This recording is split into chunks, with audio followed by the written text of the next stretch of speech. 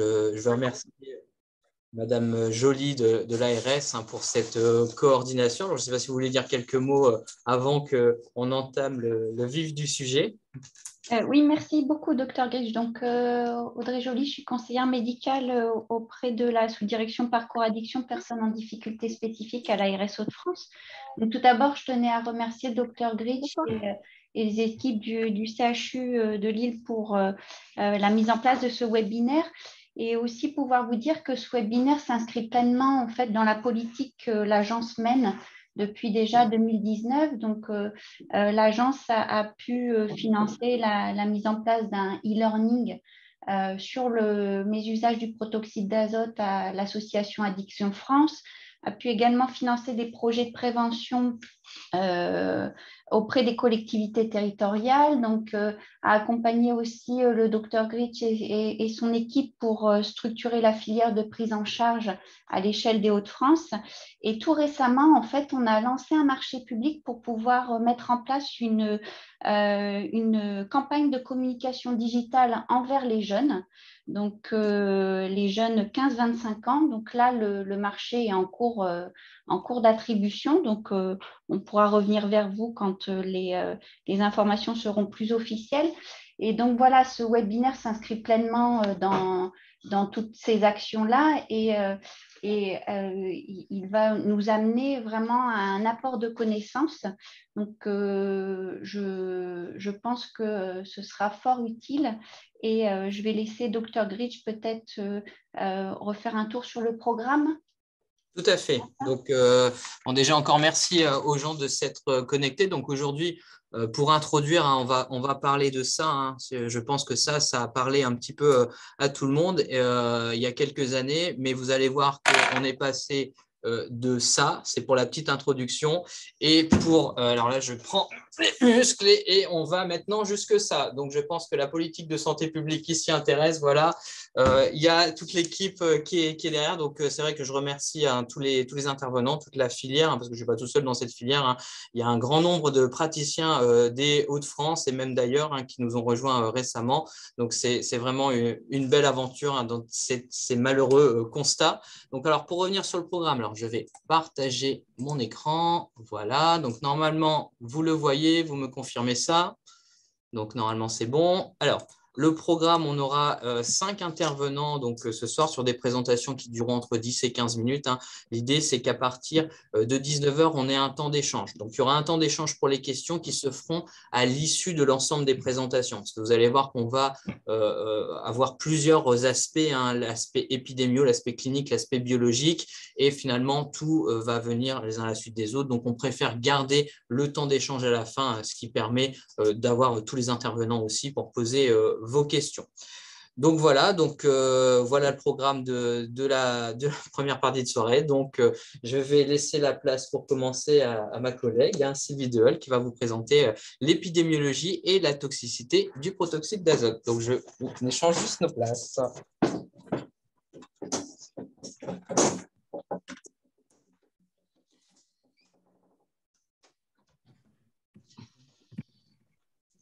Alors,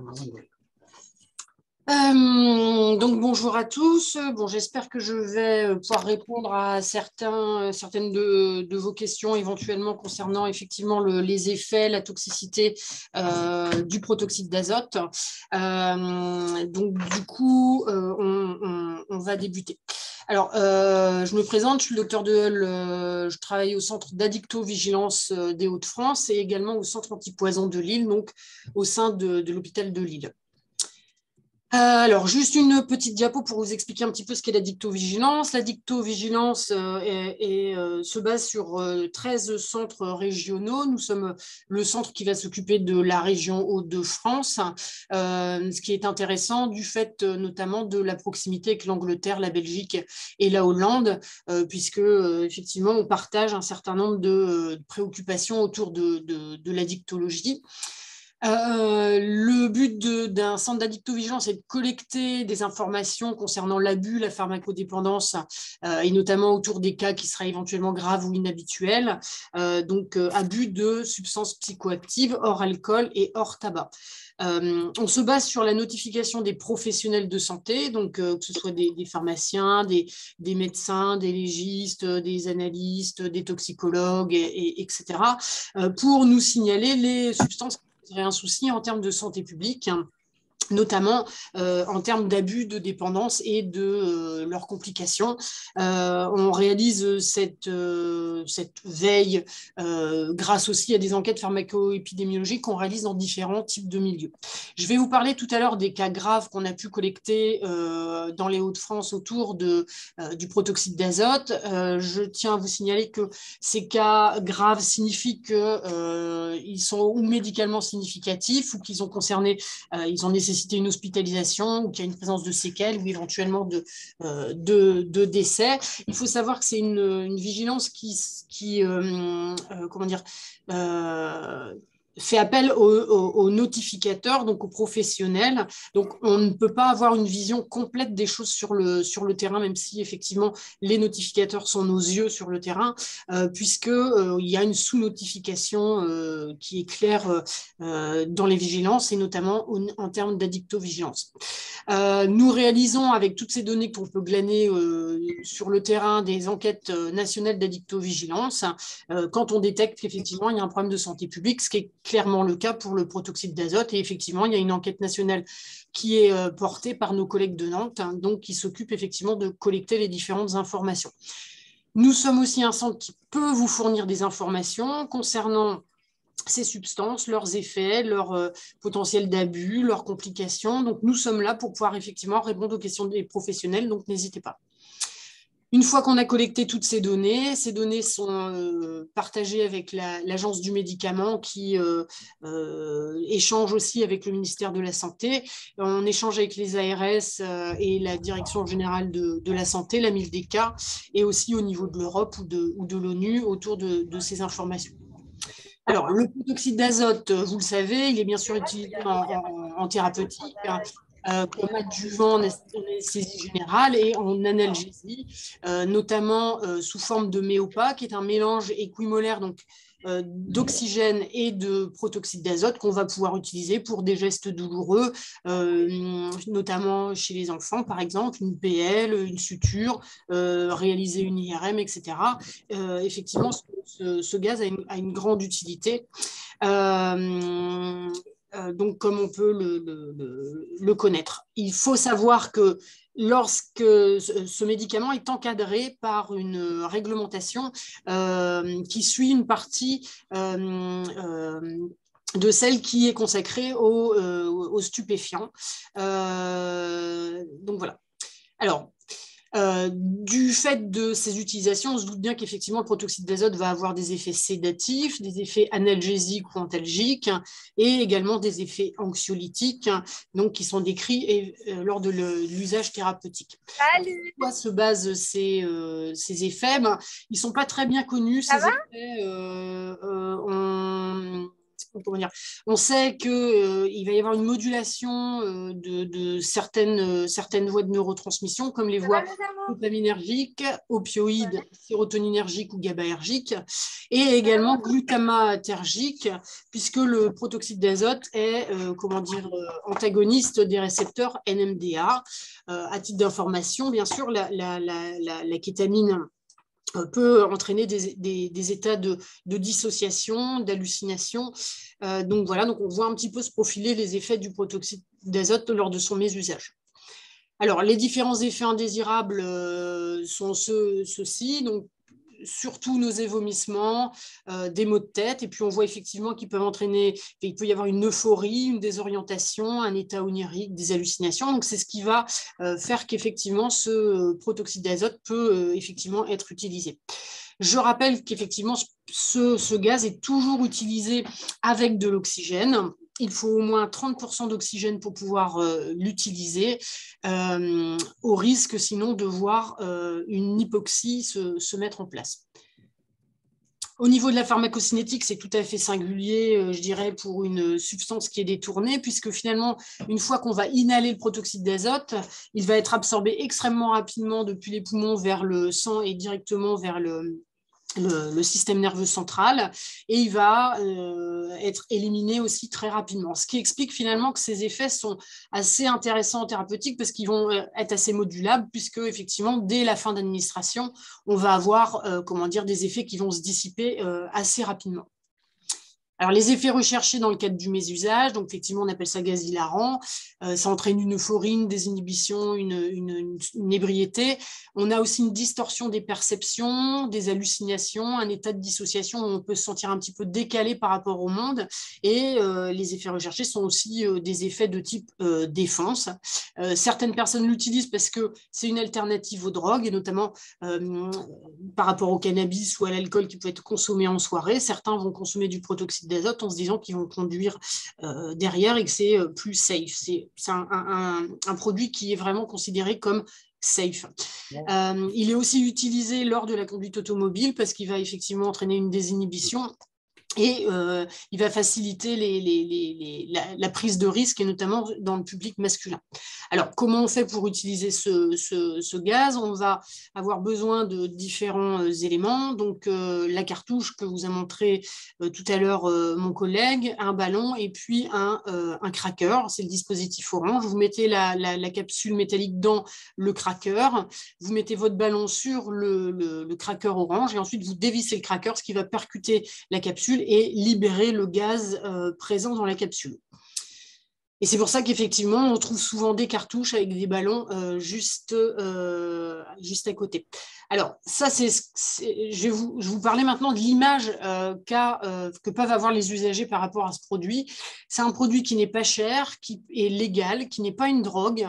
Effectivement, il y a pas mal d'usagers qui vous disent je consomme, j'arrête de consommer, je récupère complètement. Pour moi, donc, ça n'est pas une drogue, comparé, par exemple, aux effets que je peux avoir le lendemain d'une consommation avec de l'alcool ou du cannabis. Il faut savoir qu'il y a une accessibilité extrêmement importante, puisqu'on trouve du protoxyde d'azote dans les épiceries nocturnes, mais également sur Internet, et notamment via Snapchat, on peut se faire livrer à toute heure. Alors, concernant la toxicité aiguë, les effets qui vont sous-tendre cette toxicité aiguë sont les effets sur les différentes voies de neurotransmission et également l'hypoxie dont on a parlé tout à l'heure.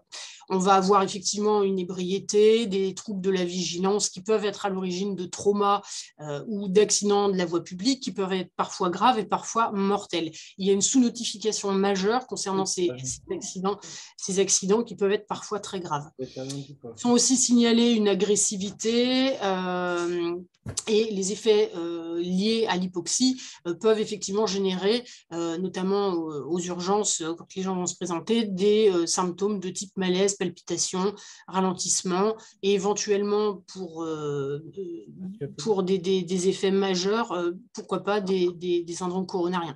Les effets les plus fréquemment décrits lors du mésusage sont des céphalées, des nausées, des vomissements.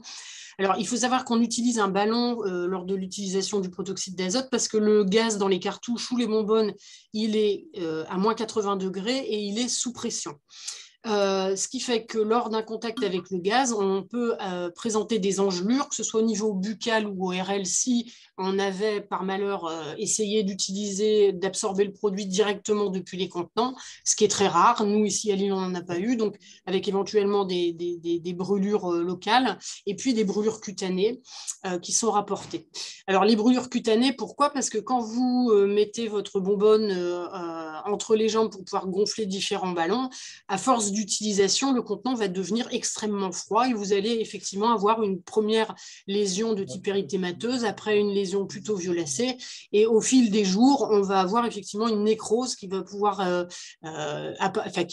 apparaître, une nécrose qui va toucher la peau et le tissu graisseux sous la peau et qui nécessite parfois effectivement une greffe cutanée qui met un certain temps pour effectivement cicatriser. Il faut savoir qu'au début, la lésion ne pose pas de soucis aux usagers parce qu'ils sont sous l'effet de la substance et donc du coup ne se rendent pas forcément compte qu'effectivement il y a des lésions de brûlures, d'engelures qui ont été réalisées, et donc du coup ils vont plutôt se présenter aux urgences assez tard, plusieurs jours après, alors qu'on est effectivement sur des lésions de ce type-là. Il faut savoir que c'est une prise en charge spécialisée qui est recommandée dans ces cas-là. Le gaz dans les contenants est également comprimé de façon extrêmement importante. Donc, du coup, c'est aussi pour ça qu'on le libère dans un ballon pour diminuer la pression. Sinon, effectivement, on est à risque d'avoir des traumatismes comme des pneumothorax ou des pneumomédiacins.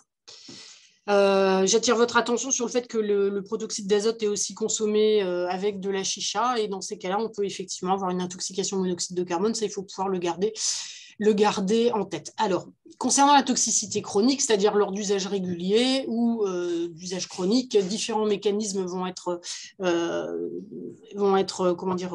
se mettre en place avec des effets directs du protoxyde d'azote donc sur la vitamine B12 qui vont entraîner des désordres métaboliques avec une hyperhomocystéinémie et une augmentation de l'acide méthylmalonique qui vont eux-mêmes avoir effectivement des effets toxiques et puis aussi des effets d'hypoxie et les effets probablement des neurotransmetteurs. Une de mes collègues vous parlera effectivement de la toxicité neurologique et avec des myélopathies ou des neuropathies périphériques. Il existe aussi des troubles cognitifs et des troubles de type psychotique. La prévalence est inconnue. Là, actuellement, on ne sait pas du tout pourquoi. Certaines personnes vont être touchées et d'autres non. La chronologie, elle est un petit peu singulière et elle est importante à expliquer aux usagers puisque l'usager consomme, a des effets, arrête de consommer, n'a plus d'effet. Il ne se rend pas compte qu'effectivement, à force de consommation, il y a des désordres métaboliques qui vont se mettre en place, une toxicité qui va se mettre en place, qui va être silencieuse pendant plusieurs semaines, éventuellement plusieurs mois, et ensuite se révéler dans les suites. Il y a probablement des effets dose dépendants, mais il y a des personnes qui nous rapportent des toxicités de type neurologique. Normalement, ils ne nous entendent pas. C'est un truc sur transitoire ou occasionnel, ou avec des doses qui ne sont pas forcément très importantes. J'attire votre attention sur le fait que plusieurs usagers s'automédiquent en vitamine B12, espérant ne pas avoir la toxicité neurologique dans les suites. Il faut savoir que tant que vous consommez du protoxyde d'azote, vous aurez beau prendre des quantités importantes de vitamine B12, le protoxyde d'azote inactive cette vitamine B12 et ne protège absolument pas des complications neurologiques. Il faut savoir aussi qu'un certain nombre des usagers, des patients qu'on a pu voir ont présenté une toxicité neurologique, ont arrêté les consommations et probablement à la faveur d'une addiction, ont repris leur consommation et ont représenté des signes neurologiques, et ce qui est très péjoratif en termes de récupération. Le protoxyde d'azote en utilisation chronique est associé, on le voit dans la littérature, à des thromboses. Il y a effectivement des embolies pulmonaires, des phlébites, thrombose veineuse cérébrale, AVC, infarctus ou thrombose artérielle qui ont été signalés. Il y a un rationnel derrière puisque effectivement l'hyperhomocystéinémie induite par le protoxyde d'azote va entraîner une dysfonction endothéliale et donc peut favoriser effectivement les thromboses. Au CHU, on a comptabilisé 6 thromboses depuis 2019. Il faut être prudent puisque assez souvent, les usagers, les patients présentaient d'autres facteurs de risque de thrombose comme un tabagisme, une obésité, des antécédents familiaux ou éventuellement une atteinte métabolique. Il faut savoir que le protoxyde d'azote en lui-même, lorsqu'il entraîne une toxicité neurologique avec des troubles de la marche, peut, du fait des troubles de la marche, entraîner directement, je dirais, effectivement un facteur de risque de thrombose. Donc attention, effectivement, le protoxyde d'azote est probablement un facteur parmi d'autres qui peut effectivement favoriser la constitution de troubles de la coagulation. Un autre des éléments qui nous pose effectivement souci, au niveau des centres d'addictovigilance, c'est l'addiction, puisqu'au début, on n'en avait pas beaucoup. Mais grâce, à la dictologie de liaison, notamment, qui peut aller voir les patients aux urgences, on a pu effectivement voir que certains usagers vont plus être dans la consommation récréative ou festive, mais vont être dans une autothérapeutique pour lutter contre l'anxiété, pour lutter contre la souffrance pour oublier leur vie ou des traumas, des choses comme ça. Et à partir de ce moment-là où on est dans une consommation autothérapeutique, on commence effectivement à avoir des stigmates d'addiction. Alors c'est vrai que sur les 133 cas qu'on a répertoriés depuis 2019 au CHU de Lille, 133 cas graves, on a 16 cas d'addiction. Mais il faut savoir qu'il y a beaucoup d'usagers qui ne veulent pas voir les addictologues. Il y a des usagers qui ne restent pas aux urgences, il y a des usagers qui n'ont pas été explorés en termes d'addiction. Mais une fois qu'on commence à les explorer et qu'on peut le faire en termes d'addiction, effectivement, on retrouve certains patients qui présentent des addictions graves, avec des gens qui consomment depuis des années, des quantités qui peuvent être massives et qui passent un temps fou à consommer. Il faut savoir que certains usagers consomment de 8 heures du soir jusqu'à 6 heures du matin. Donc, il faut effectivement voir que là, dans ces cas-là, effectivement, on va avoir les effets sur la neurotransmission, mais aussi les effets hypoxiques relatifs qui sont assez prolongés. Et effectivement, au niveau national, c'est pareil. En 2021, les cas au niveau national, dans 90% des cas, on avait des stigmates d'addiction qui pouvaient être légères jusqu'à très sévères.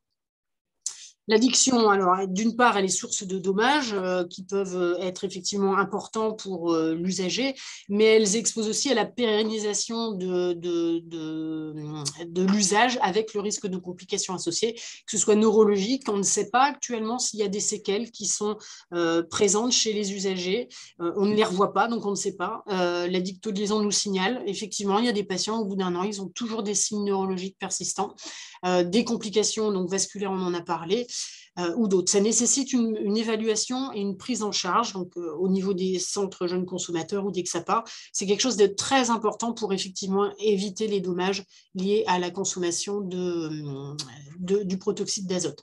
Alors, le protoxyde d'azote, concernant les données actuelles, en 2019-2020, on était sur l'utilisation de cartouches. Maintenant, on est sur l'utilisation de bonbonnes. Les bonbonnes peuvent contenir jusqu'à 80-100 capsules par bonbonne, voire maintenant, existe des tanks, comme vous a montré Guillaume tout à l'heure. Ça ressemble un peu à une bouteille d'oxygène ou une bouteille de plongée. Et là, ça peut aller jusqu'à une contenance de 400 à 600 capsules. Il faut savoir que maintenant, dans les cas qu'on retrouve, on a des méga consommations avec des gens qui vont non plus consommer 50 cartouches par occasion, mais qui peuvent consommer 100 cartouches, 500 cartouches en une soirée, et certains, plusieurs de ces bonbonnes par soirée et tous les jours. L'évolution des cas graves depuis 2018, elle est en augmentation. Là, on est environ en 2022 à 46 cas. Il faut savoir que l'année en 2021, on était à 45 cas graves. Et donc là, en septembre, on a déjà atteint le taux de cas graves qu'on avait l'année dernière. Donc, ce taux va probablement être dépassé. On a énormément d'atteintes neurologiques, presque 100%, très peu d'accidents de la voie publique, c'est pas que ça n'existe pas, c'est qu'on nous les rapporte pas, peu d'addictions, c'est pas que ça n'existe pas, c'est que c'est peu évalué, des cas de thrombose et autres. Cette inquiétude est partagée au niveau national, c'est pourquoi l'association des centres d'addictovigilance a émis effectivement un communiqué pour dire qu'effectivement le nombre de cas ne cesse d'augmenter, les cas graves également et les cas d'addiction. L'épidémiologie, on est sur des jeunes de 21 à 22 ans en moyenne, avec une médiane à 20 ans. L'âge s'échelonne de 14 à 42 ans et concerne quelques mineurs. On voit que la proportion des femmes augmente effectivement au fil du temps et ça posera souci. Les conditions socio-éducatives, culturelles sont variées. On peut avoir des gens avec un travail, des gens sans travail, des gens des cités, des gens judiciarisés. C'est assez variable. Il y a assez peu de substances psychoactives consommées à côté, de l'alcool occasionnel, du cannabis. On a rarement d'autres substances. Des mesures ont été prises au niveau légal, puisque depuis juin 2021, il y a une interdiction de vente de protoxyde d'azote aux mineurs et également une limitation de la quantité qui peut être vendue aux majeurs. Alors, c'est intéressant, cependant, c'est assez peu connu et pour l'instant, on ne voit que peu d'effets de cette législation. Une question se pose sur les effets sur la fertilité et la tératogénéicité du protoxyde d'azote. Pour l'instant, on a assez peu de preuves. Cependant, il faut bien voir que des consommations massives chroniques, que ce soit avec différents types d'effets métaboliques et des effets de type hypoxique, peuvent effectivement poser souci. Actuellement, on est inquiet et il faut pouvoir prévenir les usagères effectivement de cette inquiétude et des questions qui se posent par rapport à ça, sans qu'on puisse tout autant leur donner de réponses pour le moment parfaitement claires. Alors, le protoxyde d'azote peut, effectivement, en termes de consommation aiguë, n'est pas aussi grave qu'on aurait pu le penser. Cependant, il ne faut pas sous-estimer les AVP. Lorsqu'on est sous l'effet du protoxyde d'azote, effectivement, on peut avoir des AVP avec des décès. Il y a une toxicité neurologique qui est importante, probablement des séquelles. Il faut se méfier de l'automédication, il faut informer. L'automédication ne permet pas d'éviter les complications. Et il n'y a pas que des cas neurologiques, il y a aussi des cas vasculaires, ils sont peut-être rares, mais c'est un risque vital et il faut pouvoir y penser quand on a des complications vasculaires chez un jeune. Le protoxyde d'azote est une substance psychoactive, on le voit effectivement avec les AVP et aussi avec les addictions.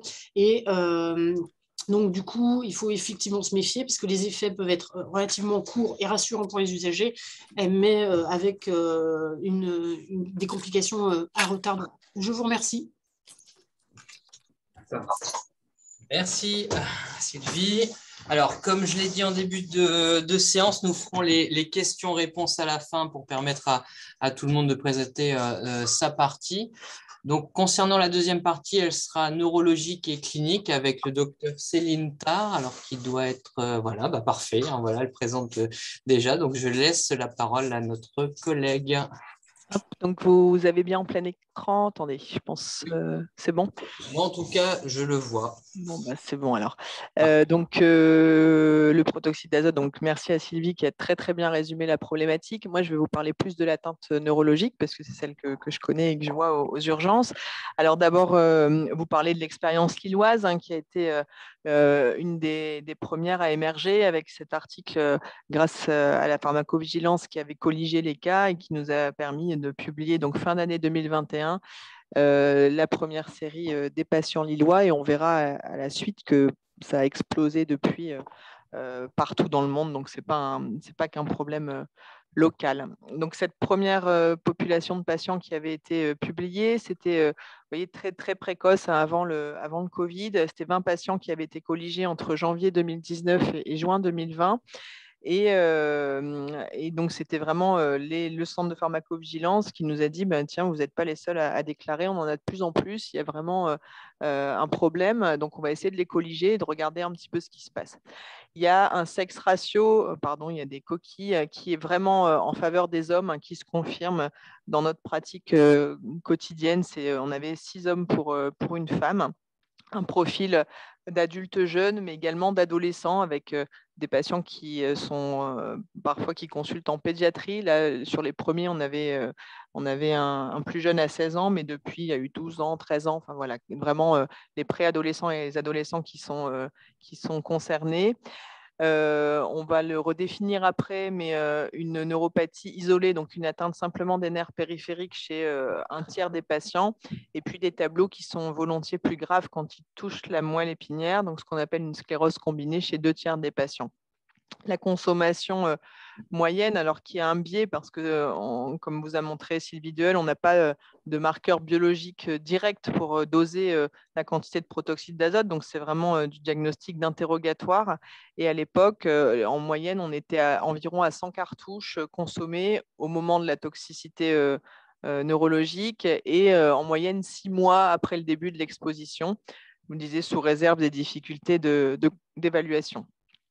Donc, la sclérose combinée, c'est assez facile de faire le diagnostic sur une IRM médulaire aux urgences. Donc, c'est vrai qu'on l'a fait volontiers quand on a un doute diagnostique.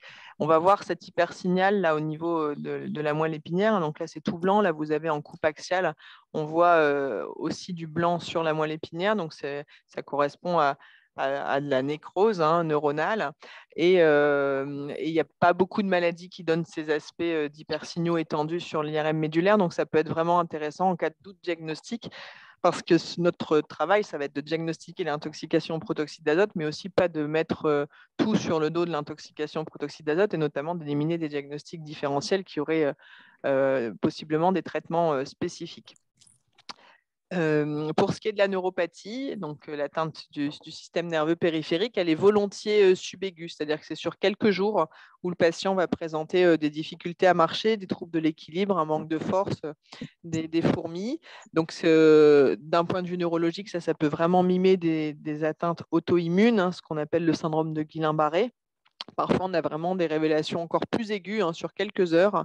Et puis, des modes de révélation qui sont plus rares, avec parfois des patients qui se plaignent depuis plusieurs semaines de troubles de la marche et qui vont finir par consulter aux urgences.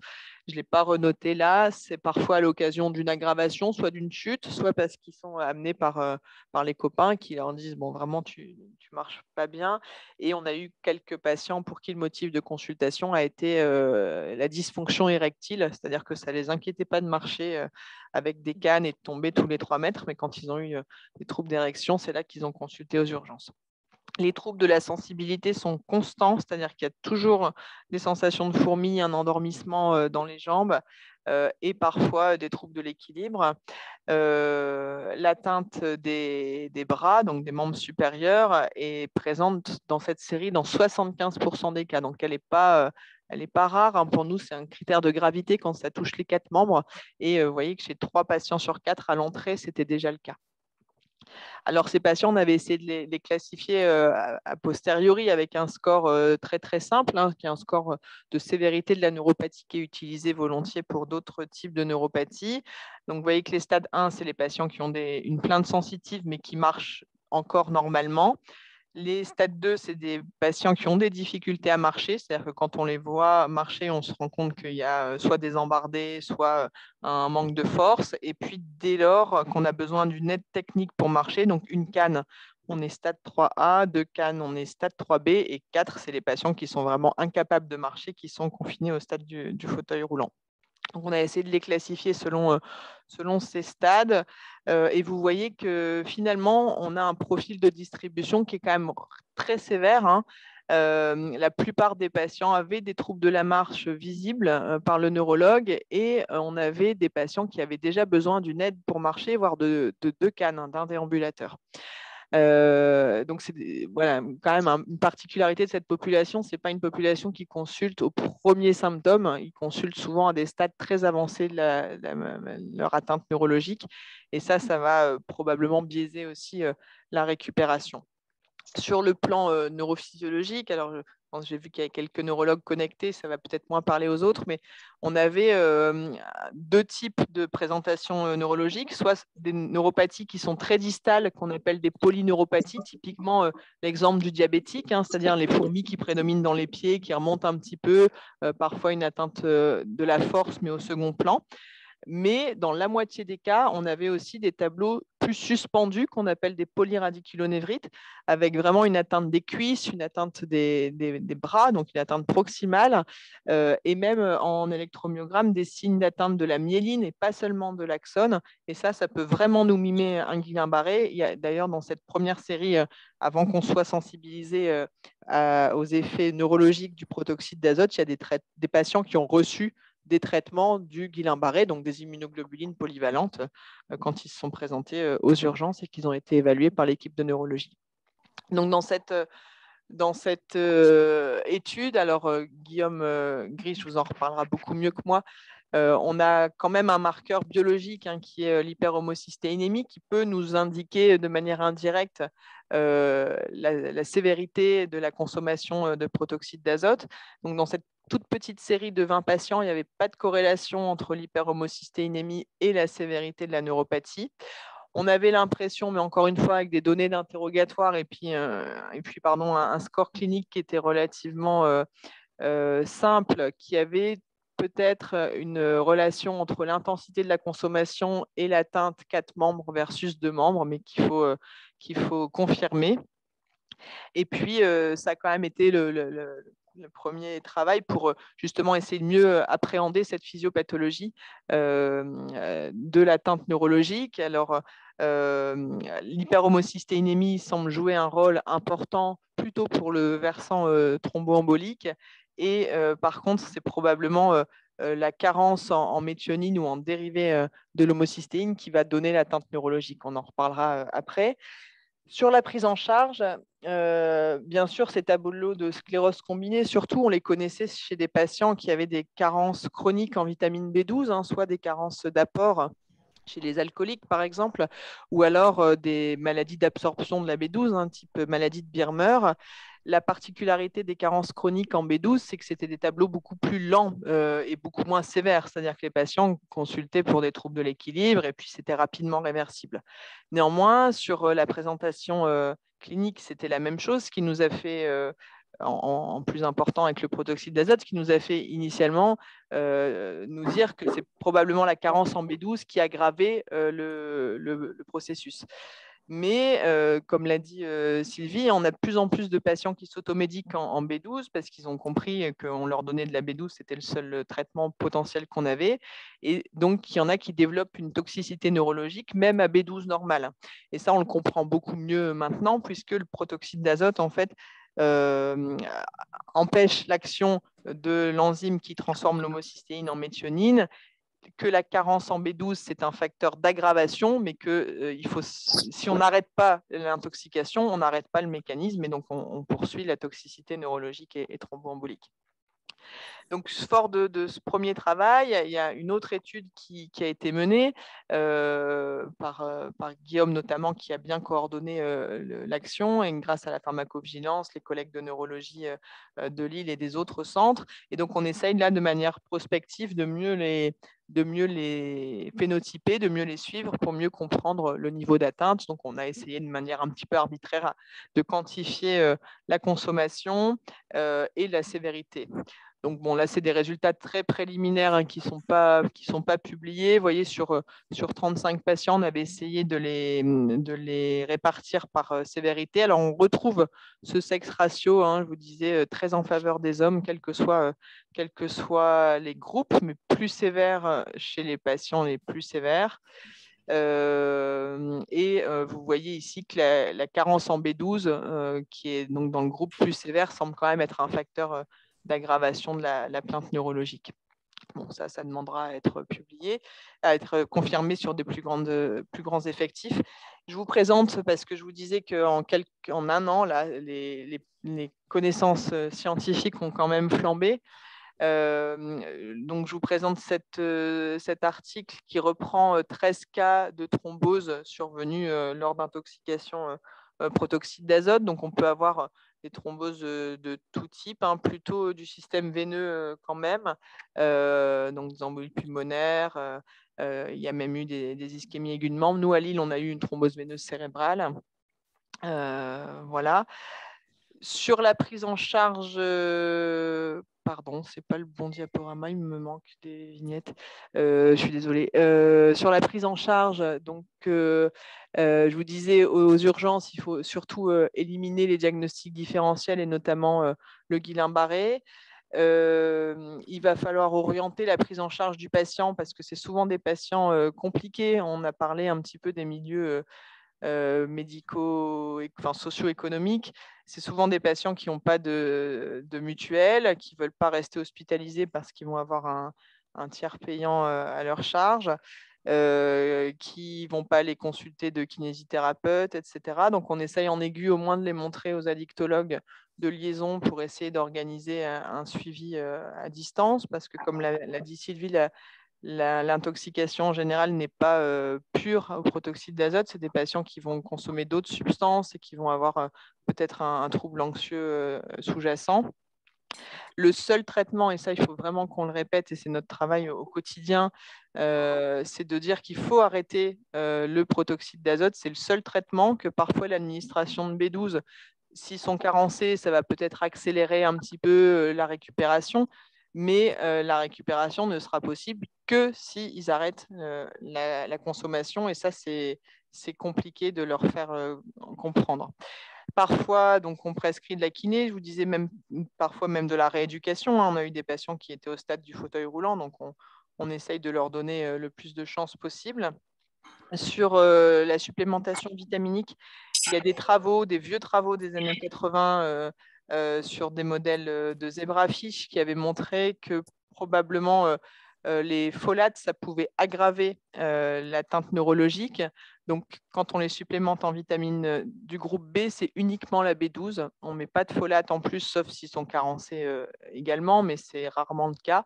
Et la B6, mais ça, c'est comme chez l'alcoolique, on ne fait pas de supplémentation systématique avant d'avoir leur dosage, parce que souvent, ils ne sont pas carencés. Et à l'inverse, des surdosages en B6, ça peut donner une toxicité neuropathique.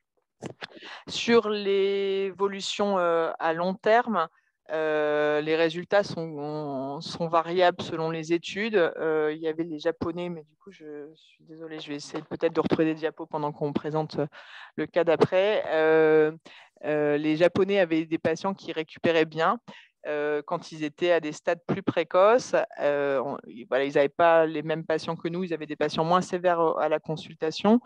Ce dont on a l'impression, c'est quand même que quand le diagnostic est précoce avec simplement des paresthésies, qu'on arrête la consommation, les patients récupèrent très bien en quelques semaines, et que quand ils arrivent sur des stades 2 ou 3, donc je vous disais, avec déjà un déficit moteur et des troubles de la marche sévères, là, ils garderont des séquelles, mais on a du mal à les évaluer parce que c'est des patients qui reconsultent peu avec un gros biais de perdu de vue.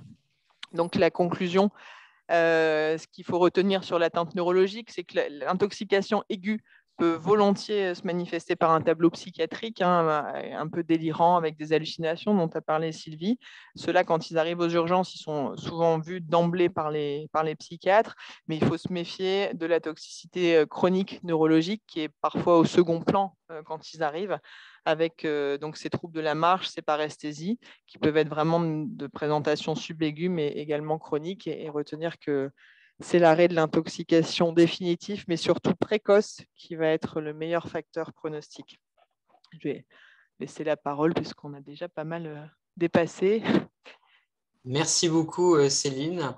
Donc, après l'épidémiologie, la clinique, passons maintenant à la biologie. Hop. Voilà, donc je vais vous présenter un petit peu la physiopathologie et les marqueurs biologiques qu'on utilise actuellement. Et avec notre collègue Nathalie Snack, on vous présentera également le parcours de soins qu'on propose ici au CHU de Lille et qu'on propose également à nos collègues, partenaires des autres centres hospitaliers. Donc, je ne vais pas revenir sur les modes de consommation. Vous avez bien compris qu'aujourd'hui, on est arrivé à des modes massifs de consommation avec des équivalents capsules qui sont quand même assez hallucinants. Alors, également, de l'incitation à la consommation assez importante. Vous voyez qu'un modèle ici de bonbonne se vante d'être vegan et halal pour inciter encore plus son conso. Donc, les usagers, comme l'a dit ma collègue Sylvie Deheul, donc c'est majoritairement des jeunes adultes avec des moyennes d'âge autour de 20 ans en fonction des cohortes. Et on le verra après avec l'expérience de notre collègue Jean-Claude Guichard, une grosse proportion de certains milieux sur des jeunes. Donc ici au CHU, il y a eu les cas déclarés à la dictovigilance, mais nous on voit en biologie des demandes liées à certains paramètres biologiques et en moins d'un an on a plus de 100 cas décrits qui ont nécessité une hospitalisation pour des signes cliniques plus ou moins graves et il y a tout un emballement médiatique et de santé publique autour de ça.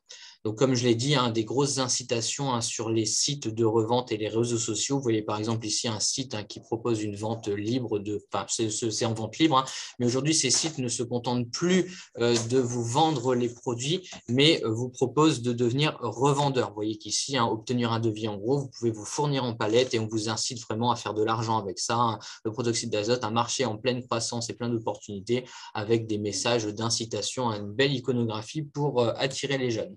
Et évidemment, ma collègue en a parlé tout à l'heure, il ne faudrait pas que Jeff Bezos ait un peu moins d'argent par rapport à ça. Donc, malheureusement, on peut aussi s'en fournir très, très facilement sur Internet. Voilà, un exemple sur Amazon. Et régulièrement, on retrouve ce type de photos sur Internet quand les villes font un peu leur nettoyage de printemps ou de début d'automne, comme ici, un nombre de cartouches, de bonbonnes. Maintenant, c'est ces bonbonnes-là qu'on retrouve vraiment en masse. Donc, vous multipliez ce nombre de bonbonnes par 100 et vous auriez l'équivalent en petites capsules en alu, donc ça n'a pas disparu. On a l'impression que ça a disparu parce qu'on ne les voit plus briller, mais maintenant elles sont bleues, donc vous allez certainement en voir maintenant que vous avez assisté à ce webinaire. Donc, les toxicités, très rapidement, les effets recherchés, on les a vus, effets euphorisants, anesthésiants. À court terme, des brûlures, nausées, vomissements, troubles de la marche, je ne reviens pas dessus, ça vient d'être évoqué. Et à moyen terme, voire long terme, des troubles neurologiques, sensitifs, moteurs et voire des thromboses. Au niveau de la toxicité du protoxyde d'azote, on l'a vu tout à l'heure également, ça peut agir sur pas mal de cibles au niveau neurologique, donc les récepteurs glutamate, les récepteurs GABA et un certain nombre d'autres récepteurs qui sont également cités dans la littérature. Donc, ça a l'air d'agir à beaucoup d'endroits différents qui expliquent tous les effets neurologiques qu'on peut voir. Mais moi, je vais surtout m'intéresser à l'impact métabolique en tant que biochimiste métabolicien. Donc aujourd'hui, comment on dose le protoxyde d'azote? C'est dosable, mais très difficilement dans les milieux biologiques. Ça s'explique par plusieurs raisons. Tout d'abord, la rapide métabolisation du protoxyde d'azote en NO, avec une demi-vie très courte dans l'organisme et aussi des interférences possibles, par exemple sur des enzymes bactériennes. Donc aujourd'hui, le dosage direct du protoxyde d'azote en routine est quasiment impossible. Donc on va plutôt s'intéresser à l'utilisation de marqueurs indirects. Donc, lorsqu'on regarde un petit peu dans la littérature, on va avoir 3 principaux marqueurs qui sont utilisés en pratique. C'est la vitamine B12, on le verra juste après, car le protoxyde d'azote inactive la vitamine B12, et les métabolites fonctionnels de la vitamine B12, donc l'homocystéine et l'acide méthylmalonique. On a également, dans la littérature, on retrouve certains marqueurs hématologiques, comme le VGM, mais on voit que finalement, ce n'est pas terrible, on le verra après. Il faut vraiment des imprégnations très longues en déficit de vitamine B12 pour commencer à voir ça. Donc, ce n'est pas ce qu'on observe chez les patients consommateurs de protoxyde d'azote. Donc, si on reprend la belle molécule de cobalamine, désolé, je vais avoir des schémas métaboliques et des molécules un peu de chimie, mais vous voyez ici la molécule de vitamine B12, la cobalamine, avec au centre le cobalt. Et qu'est-ce qui va se passer? En fait, le protoxyde d'azote va inactiver par oxydation ce cobalt. Et l'inactivation de ce cobalt va empêcher cette vitamine, la vitamine B12, d'approcher son méthyle en fait. Comment ça agit une vitamine? C'est une coenzyme, donc elle va apporter quelque chose à un système enzymatique et ici, ça apporte un groupement méthyle, donc c'est un groupement CH3 qui est nécessaire à transformer des molécules. On parlait tout à l'heure ici, vous voyez à droite de l'homocystéine qui va se transformer en méthionine par l'apport d'un groupement méthyle. Donc finalement, l'enzyme ne va pas avoir son substrat, son essence comme on peut l'avoir en ce moment. Voilà, donc on ne va pas avoir et on voit ici que lorsqu'on met des patients sur protoxyde d'azote, on a vraiment une baisse de cette activité enzymatique. Donc, on empêche la formation des dérivés cobalamine et on inhibe les enzymes cibles. Donc, qu'est-ce qui va se passer de la façon physiopathologique? C'est qu'en inactivant ça, on va avoir une augmentation de l'homocystéine, ce qui va augmenter la neurotoxicité et le risque thromboembolique. Et d'autre part, le fait de diminuer la synthèse de méthionine, on va avoir une démyélisation. Pourquoi? Parce que la méthionine est un acide aminé essentiel qui va servir à la synthèse des gaines de myéline, d'où ce phénomène de démyélisation.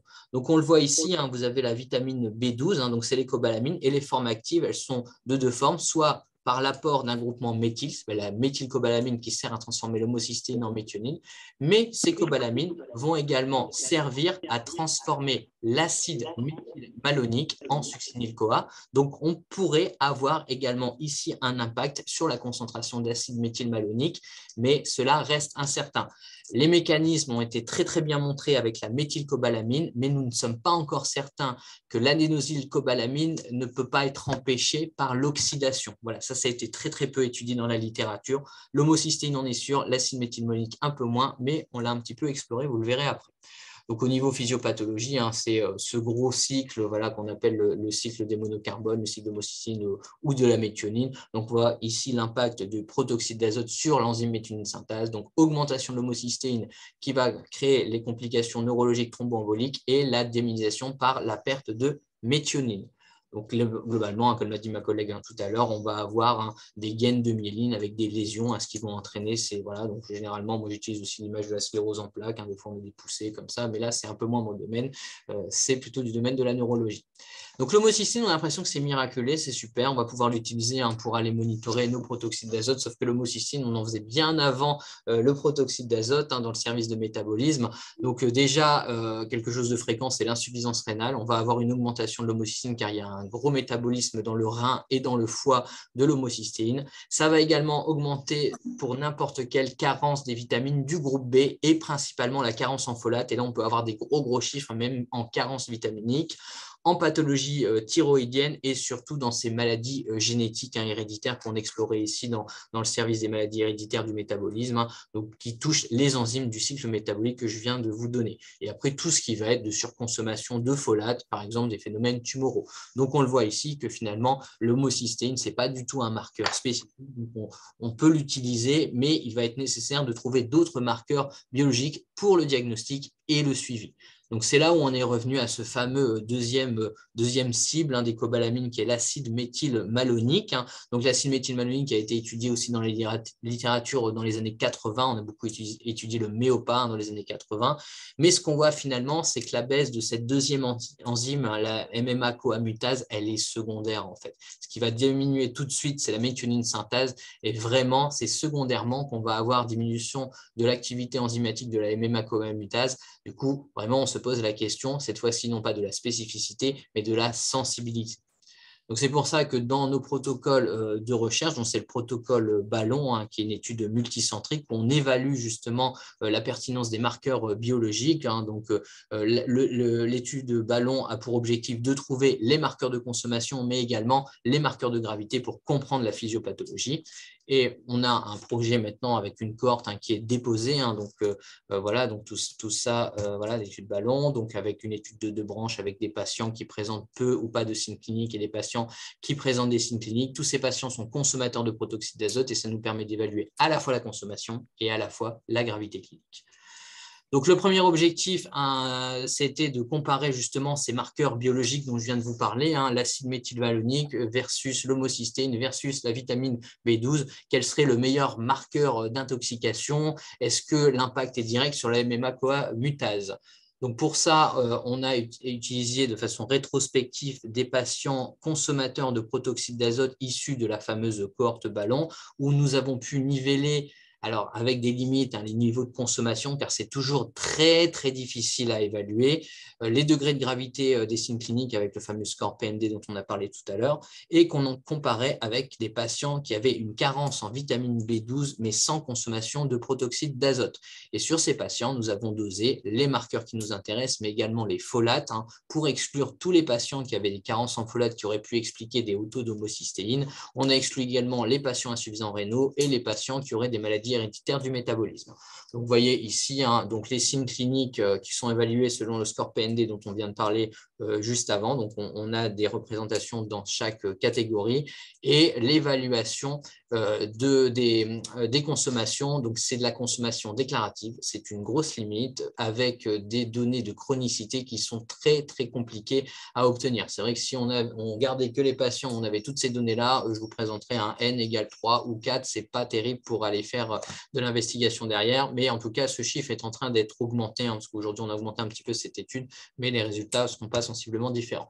Le premier constat, c'est la vitamine B12 qui a été très, très utilisée au début par nos collègues neurologues et urgentistes. Vu que ça inactive la vitamine B12, on peut se dire de façon très logique, je vais doser la vitamine B12 et je vais m'attendre à une carence en vitamine B12.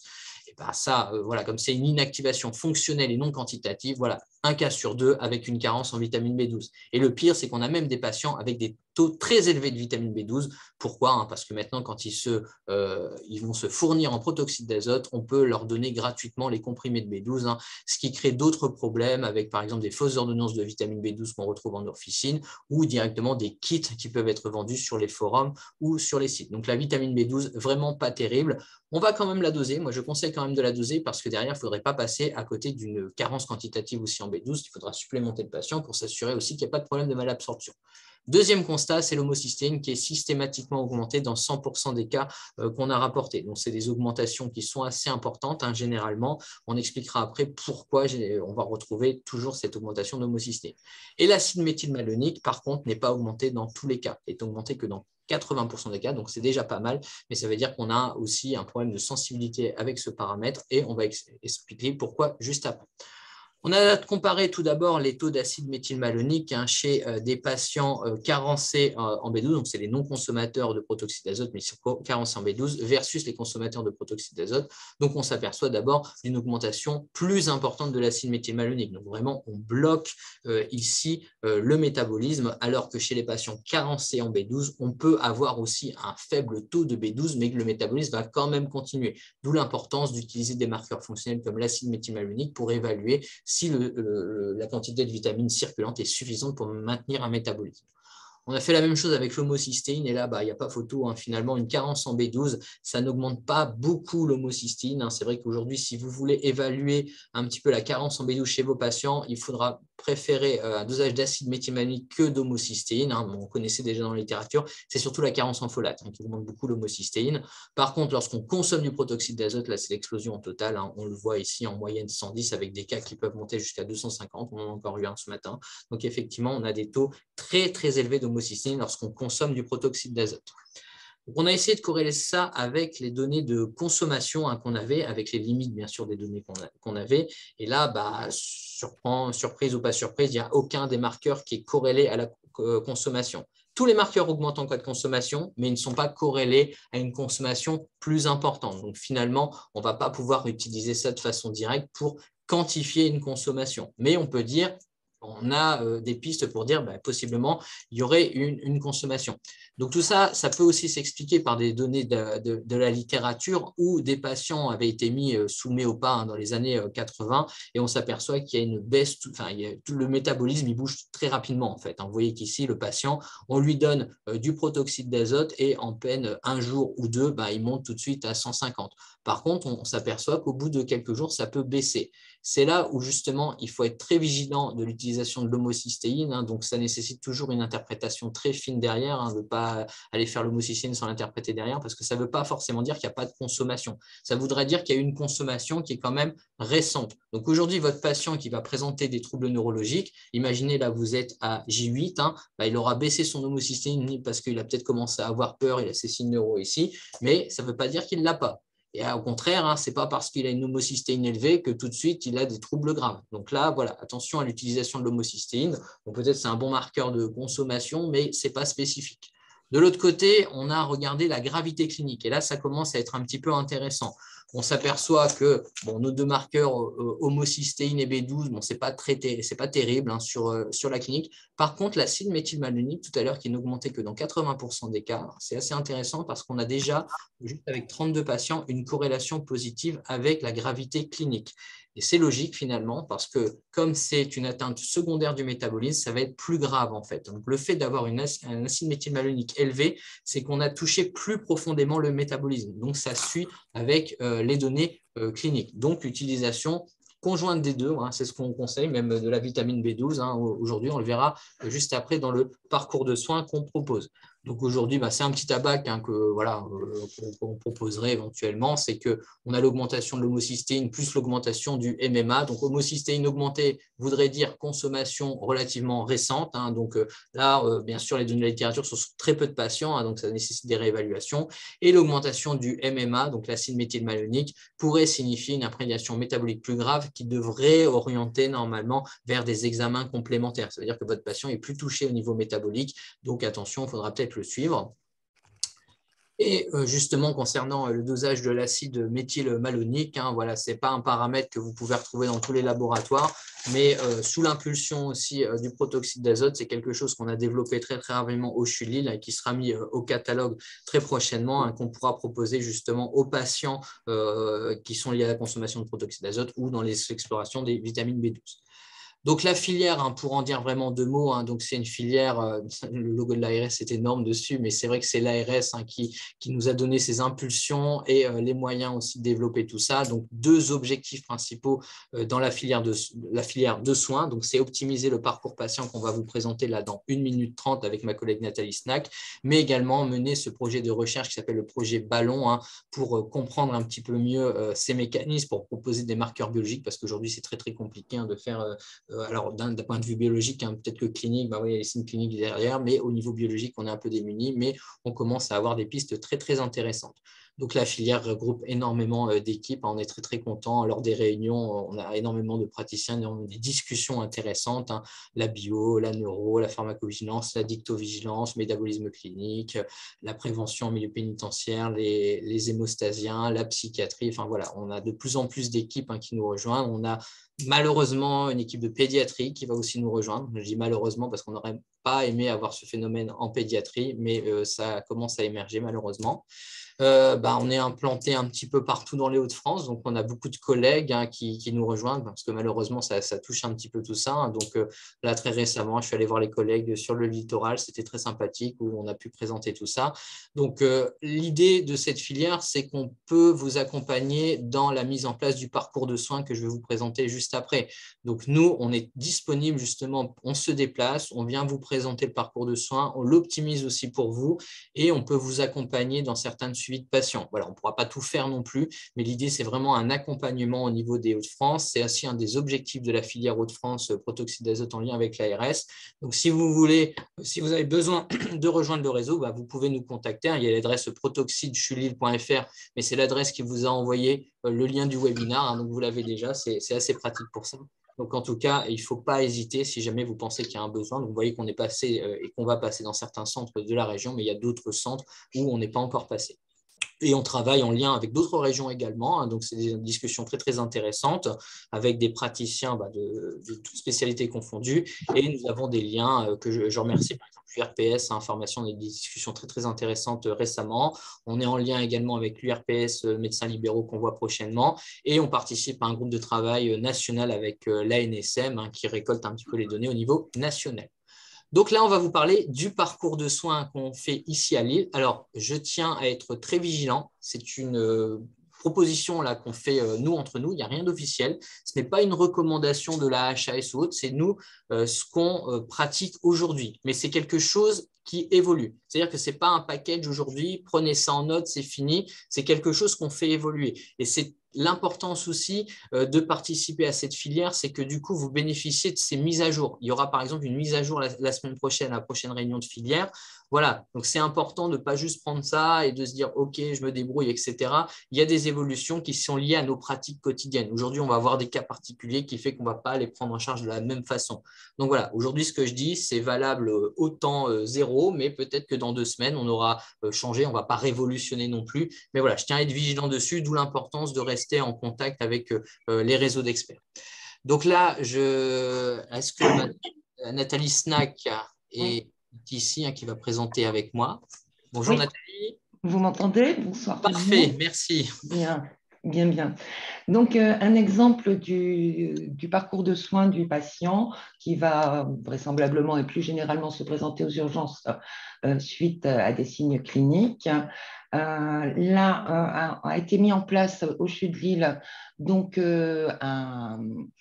un bilan dédié dans notre logiciel de prescription que l'urgentiste pourra donc prescrire et qui générera non seulement la première ordonnance pour effectuer le bilan dès l'entrée aux urgences, mais aussi la deuxième, puisque, vous l'avez vu et Guillaume l'a bien dit tout à l'heure, le suivi à 4 semaines est préconisé d'un point de vue biologique.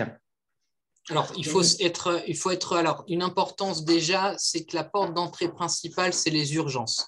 Voilà. C'est vrai que c'est ce qu'on remarque aujourd'hui. Ce n'est pas des patients qui vont venir en consultation de neurologie, ou très peu. On a très peu de patients qui vont venir en consultation de neurologie. Donc, la porte d'entrée, c'est les urgences. Donc, c'est vrai qu'aujourd'hui, si ça vous intéresse d'avoir ce retour dans vos centres hospitaliers, c'est surtout auprès des urgentistes qu'il faut se rapprocher. C'est-à-dire qu'eux vont voir des cas, ils vont peut-être mal les identifier. Donc, c'est là où nous, on propose, par exemple, des petites affiches. Donc là, c'est des affiches qu'on est en train de préparer avec nos collègues de l'URPS qui vont sensibiliser les patients aux signes cliniques qui pourraient être en lien avec la consommation de protoxyde d'azote. Donc, c'est encore des prototypes, mais vont peut-être être en place prochainement. Mais voilà, c'est inciter le patient à discuter de cette consommation de protoxyde d'azote. Donc voilà, c'est la porte d'entrée des urgences. De toute façon, comme le disait le docteur Tart tout à l'heure, c'est des patients qui vont venir parce qu'ils commencent à avoir des signes cliniques et qui vont partir très vite. Donc, entre la prise de la consultation de neurologie et la consultation en tant que telle, soit ils ne viennent pas, soit voilà. Donc, c'est vraiment, nous, c'est 80% des patients que je vous ai montré tout à l'heure, c'est vraiment aux urgences qu'on le voit, d'où l'importance d'être aux urgences. Donc là, c'était notre petite affiche. On va le faire ensemble avec Nathalie, mais justement pour sensibiliser là maintenant les professionnels de santé. Donc, c'est des affiches qu'on peut mettre à disposition pour aider les équipes soignantes. Mais comme j'ai dit tout à l'heure, c'est vraiment en étant en lien avec la filière de soins. On fait pas de distribution de flyers comme ça sans suivi. Nous, c'est important parce que derrière, vous avez quand même des paramètres métaboliques qui sont très, très compliqués à interpréter. Donc, voilà, on veut rester en lien quand même sur ça avant de pouvoir le lancer en grand public. C'est toujours en évaluation, donc toujours à prendre avec des pincettes. Donc, Nathalie, pour reprendre justement sur les fiches qui s'impriment avec le bilan. Exactement. Voilà. Donc, il s'imprime avec la prescription du bilan une fiche de renseignement clinique, donc remplie sur site, donc ici au niveau des urgences par l'urgentiste, en collaboration avec les neurologues. C'est ce qui se passe aujourd'hui ici au niveau des urgences. Donc, le bilan est effectué, la fiche de renseignement clinique est remplie. Le patient, selon ses signes cliniques, va être hospitalisé ou va sortir et lui sera remis une deuxième ordonnance pour le bilan sanguin à 4 semaines. Donc, bien sûr, outre le traitement des signes cliniques, une fois que le patient est sorti, vous aurez bien compris que ces patients ne sont pas forcément observants. Donc, est mis en place une coordinatrice, une secrétaire qui est située au laboratoire de biologie moléculaire, qui va recontacter, elle, le patient dans cet intervalle de temps, afin, entre autres, de prendre rendez-vous avec lui via Doctolib pour, d'une part, l'inciter à revenir et à se faire suivre, et pour l'inciter donc à revenir à faire son deuxième bilan à 4 semaines. Alors, on a choisi de passer par la biologie parce qu'aujourd'hui, les patients, et certains d'entre vous ont pu le constater, c'est des patients qui ne viennent pas en consultation de suivi. Donc, vous leur proposez, alors déjà, c'est bien s'ils arrivent à la fin de leur hospitalisation de base, mais c'est des patients qui, dans la plupart des cas, ne viennent pas. Donc, ça fait remplir des agendas de consultation pour rien. Donc, on est plutôt parti du fait de la normalisation ou de la non-normalisation métabolique à 3 semaines. Donc, il y a ce suivi qui est réalisé avec l'ordonnance biologique de suivi pour s'assurer justement au travers du chiffre d'homocystéine et bientôt d'acide méthylmalonique qui va se surrajouter de la normalisation métabolique. Si tout est normal, on considère qu'il n'y a pas besoin forcément d'avoir un suivi, sauf si c'est un souhait du patient, bien sûr, qui peut aller derrière éventuellement se faire suivre en addictologie. C'est vrai qu'il y aura une grande importance de ça dans le prochain parcours de soins, la V2, là, qu'on va rediscuter. Mais par contre, s'il n'y a pas de normalisation métabolique, ça veut dire deux choses. Soit que le patient n'a pas arrêté sa consultation, ou éventuellement qu'il y aurait un problème derrière métabolique, alors peut-être de la malabsorption, une maladie métabolique sous-jacente qui nécessitera d'avoir une investigation plus complémentaire. D'où le fait que ça soit vraiment la biologie qui permette le suivi. Et nous, en plus de cette personne qui va recontacter les patients, sur ces cas-là, nous réalisons des courriers à destinée des patients, de leurs médecins traitants et des correspondants médicaux. Alors, bien sûr, voilà, ce n'est pas miraculeux non plus, on ne va pas chez le patient pour aller faire son suivi, mais on espère comme ça le sensibiliser. Et c'est vrai que dans le courrier, nous utilisons des mots forts, par exemple, le fait qu'il y ait une consommation de drogue, parce qu'aujourd'hui, c'est vrai que, comme on l'a dit tout à l'heure, le protoxyde d'azote n'est pas forcément considéré comme une drogue, donc on espère aussi, peut-être à travers ça, une prise de conscience pour remettre le patient dans les circuits de soins. Arrivé donc après 3 semaines au centre de prélèvement, l'infirmière qui va le prendre en charge lui posera un court questionnaire de renseignement clinique qu'elle joindra donc au deuxième bilan biologique effectué. Alors donc, voilà, on tente d'optimiser ce parcours patient. C'est toujours le même laboratoire qui récupère les résultats. Ça reste CHU. Ça permet aussi d'essayer au mieux de suivre le patient. Alors, il y a un élément aussi possible. Ouais. très, très important pour peut-être nos collègues libéraux qui Exactement, oui, assisteraient ici. Mais je vous laisse dire, Guillaume, pas de souci. Voilà, c'est le remboursement du paramètre, voilà. en fait. Ouais. Aujourd'hui, c'est vrai que c'est des paramètres qui ne sont pas remboursés totalement. Donc, le problème, c'est qu'aujourd'hui, si vous voulez réaliser ça dans un contexte libéral, déjà, le patient va devoir payer. Et après, au niveau des interprétations, je ne suis pas sûr que nos collègues dans les laboratoires privés soient toujours au fait de l'interprétation de ces marqueurs fonctionnels.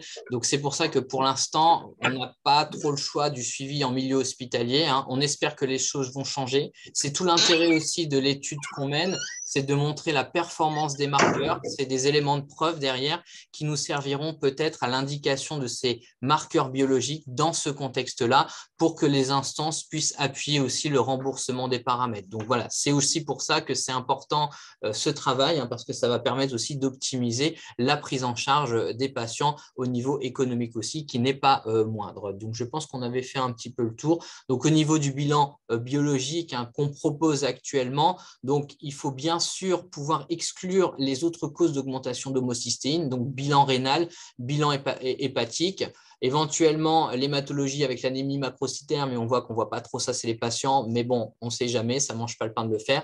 Un dosage complet des vitamines du groupe B, c'est très important, la B9, on voit beaucoup d'oublis de dosage de B9 qui peuvent aussi augmenter de façon significative l'homocystéine, donc imaginez carence en B9 plus consommation de protoxyde d'azote, les acides aminés plasmatiques pour aller voir aussi des maladies métaboliques, et l'homocystéine et l'acide méthylmalonique plasmatique qu'on va faire en 2022 et pas en 20222, ça va, on a réussi à le faire.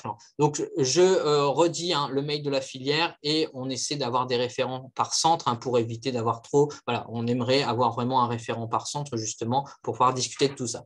On a déjà été long. Je pense que Jean-Claude Guichard s'impatiente pour la dernière partie. Donc, après avoir parlé de la clinique, de l'épidémiologie et de la biologie, maintenant, on va avoir un retour d'expérience pratique, du coup, avec notre collègue, le docteur Jean-Claude Guichard. Alors, Jean-Claude, si tu arrives à partager.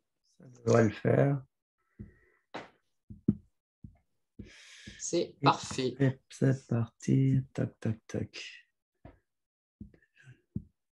Je vais y arriver. C'est bon. OK. Donc là, je vous parlais du protoxyde d'azote parce qu'en fait, c'est arrivé chez nous en détention parce que c'est arrivé un petit peu comme un cheveu sur la soupe. En fait, on a eu d'abord un patient qui est arrivé en fauteuil roulant chez nous et qui faisait déjà de la prévention sur le protoxyde d'azote. Alors nous, ça nous a interpellés. Puis en plus, la détention l'administration pénitentiaire était très positive pour faire de la prévention. Surtout qu'on était en période Covid, on avait beaucoup de mal à faire des ateliers santé. Et là, ils nous ont vraiment aidés pour faire de la prévention sur le protoxyde d'azote. On a vu aussi des jeunes détenus qui arrivaient, que ce soit sur Sequedin et sur Annelin, donc les deux établissements, avec des déficits neurologiques. Bizarrement, ils ne s'en plaignaient pas beaucoup. On peut arriver des gens qui arrivent avec des cannes anglaises ou des gens qui n'ont plus de sensibilité au niveau des pieds depuis 1 an. Et ça ne les inquiète pas plus que ça. Donc, c'était un peu surprenant. Alors, le constat local, on va dire que le département, en fait, au niveau du national, il y a 2 régions qui sont très impactées, c'est l'Île-de-France et les Hauts-de-France. Dans les Hauts-de-France, ce sera plutôt le département du Nord. Dans le département du Nord, c'est plutôt la métropole. Et on a quand même, pour nous, des problématiques très importantes dans les quartiers de l'île Sud, Roubaix, Tourcoing, donc les quartiers sensibles qui alimentent la détention, justement. Donc ça, c'est pareil, ça vous a déjà montré, mais ça, c'est des trucs que j'ai trouvés près de chez moi. Donc voilà, on en trouve beaucoup sans problème.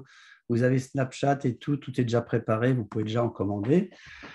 Alors, moi, je travaille en fait en CJ dans le milieu pénitentiaire. Donc, on travaille sur la santé sexuelle et sur la réduction des risques. Du coup, moi, je pose des questions sur les risques d'exposition au sang, les risques d'exposition sexuelle, sur les antécédents de violence sexuelle, les antécédents de violence.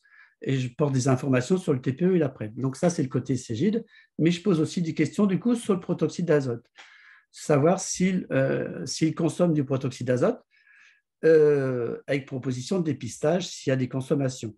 Parce qu'en fait, ce qu'on observe aussi, c'est que si on décide de poser la question « est-ce que vous consommez du protoxyde d'azote dès l'arrivée en détention ?»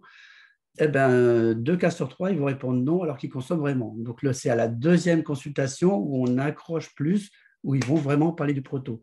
C'est assez surprenant, mais ils sous-estiment vraiment la problématique du protoxyde d'azote. Alors, on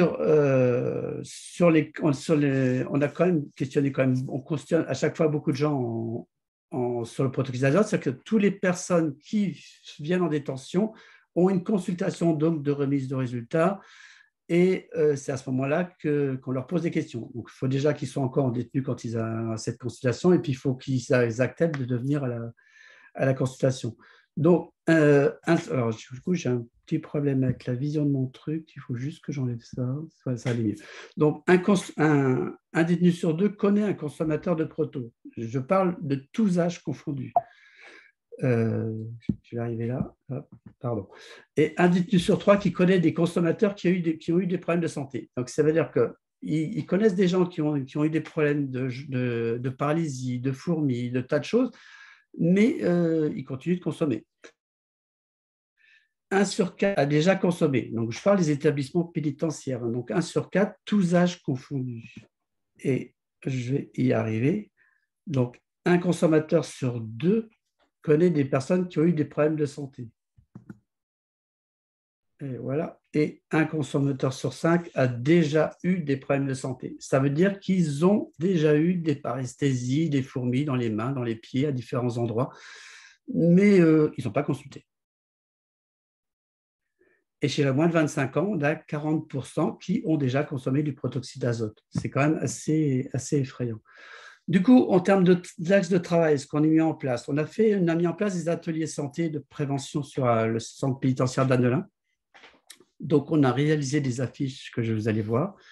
Et on va continuer les nouveaux ateliers pour travailler sur des flyers, parce que l'idée, c'est qu'on n'ait pas seulement des affiches pour la détention, mais qu'on puisse donner des flyers aux personnes qui sont détenues, qui ont peut-être des enfants, des jeunes ados à la maison, pour bien leur apporter des informations assez pertinentes. Et donc, l'autre axe de travail, effectivement, c'est de dépister et de prendre en charge les troubles liés aux consommations de protoxyde d'azote. Donc, des exemples d'affiches, donc on avait ce genre d'affiches. Si tu as des fourmis, n'attends pas la paralysie. Si tu ne veux pas finir dans le canton, ne prends pas de ballon. Ou alors, on a aussi des affiches pour l'accueil famille. Donc, l'accueil famille, c'est l'endroit où les familles attendent pour aller au parloir, pour bien toucher une autre population. Donc, l'azote gèle les neurones. Attention, la famille, le gaz hilarant, c'est pas si marrant. On essaye, c'est vraiment on a travaillé ça avec des détenus, c'est leurs mots, c'est leurs expressions. Vraiment, le protoxyde d'azote, pour eux, ça gèle le cerveau. Donc, c'est vraiment ce qu'ils en disent et c'est assez particulier. Alors, comment dépister? D'abord, la première chose, c'est poser la question. Si on ne pose pas la question, on n'aura pas de réponse parce qu'ils banalisent énormément de trucs. On va évaluer la fréquence, la quantité, la durée de conso. Alors, c'est très variable, c'est très compliqué, mais on se rend compte que quelqu'un qui a consommé 1 ou 2 ballons dans sa vie, on ne va pas faire finalement de dépistage. Mais on va très vite arriver sur des bonbonnes avec 1, 2, 3, 4 bonbonnes dans la soirée, seul ou en groupe. C'est plus souvent en groupe, mais parfois seul. Et c'est le week-end, des fois, ou ça peut être tous les soirs. Donc, ça peut être sur 3 mois, ça peut être sur 1 an. Cet après-midi, j'en ai qui m'a dit, ça fait depuis 3 ans que je consomme 1 bonbonne par semaine, donc ce n'est pas beaucoup. C'est lui qui estime que ce n'est pas beaucoup. Et ce ne sera peut-être pas si anodin que ça. Et du coup, on propose un dépistage biologique. Alors, le dépistage biologique, il faut qu'ils acceptent la prise de sang. Parce que là, par exemple, j'ai eu le cas il y a 15 jours d'un gars qui est phobique aux prises de sang. Il avait des signes neurologiques, des paresthésies, des choses comme ça, qui n'étaient pas énormes, mais il était un gros consommateur. Je lui ai quand même prescrit de la B12 à l'aveugle parce que je ne pouvais pas faire autre chose, n'ayant pas d'autre moyen de faire de prise de sang. Alors, s'il faut que ça bouge, mon truc, mais ça ne bouge plus. Voilà. Alors, donc on est parti, donc on est vraiment, nous, les gros éléments qui vont nous aider, c'est la B12 et l'homocystéine, sauf qu'on en a déjà parlé, donc on ne va pas trop revenir là-dessus. On a effectivement des dosages de B12 qui peuvent être effondrés. On a des dosages d'homocystéine qui peuvent être pas trop élevés parce que, comme moi, je vais les voir en consultation à distance de leur arrivée, des fois, l'homocystéine a eu le temps de bien baisser. Donc, on a des chiffres qui sont pas normaux, mais qui ne sont pas excessifs. Alors que si on a un dépistage qui est fait juste à l'arrivée, parce qu'ils ont consommé quelques jours auparavant, là, on a des chiffres d'homocystéine beaucoup plus élevés. Du coup, si le patient est symptomatique, donc des paresthésies, des choses comme ça, s'il a une V12 qui est basse ou s'il a une homocystine qui est supérieure à la normale, on va leur proposer de la vitamine B12 pendant 10 jours. On contrôle à 1 mois et puis on essaye d'équilibrer jusqu'à ce qu'il y ait une normalisation. Et l'idée, c'est vraiment qu'ils arrêtent la consommation. Mais en détention, ils arrêtent, mais c'est seulement après qu'il y a un risque de reconsommation. Je tiens à signaler aussi que j'ai quand même beaucoup de patients qui sont réincarcérés et qui n'ont plus consommé de protoxyde d'azote et qui ont déjà quand même une homocystéine qui monte et une vitamine B12 qui est très basse. Donc, je pense qu'il y a un intérêt quand même à surveiller à distance, parce qu'en plus, on voit des fois réapparaître des paresthésies alors qu'ils n'ont pas consommé et qu'ils avaient été supplémentés en B12. Donc, on participe effectivement au groupe de travail du protoxyde d'azote du CHU. On a aussi rencontré le groupe Sociotopie qui a été diligenté par l'ARS, qui a fait une enquête sur les 15-25 ans, et on participe à cette étude ballon.